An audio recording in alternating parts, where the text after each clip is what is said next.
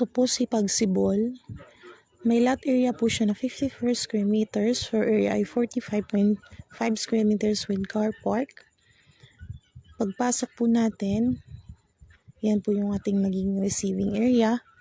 Naka-paint na po yung loob niya. Kayo pa lang po din yung magpapatiles.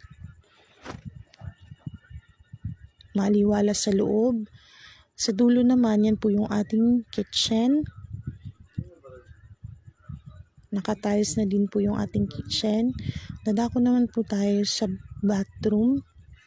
Toilet and bathroom natin, nakatiles na din po siya. Meron ng sink sa loob. Sa labas naman po, yan po yung ating car park. Ayan. Pwede natin siyang paggawa ng extension. Kung gusto nyong lumaki-laki yung area nyo pa.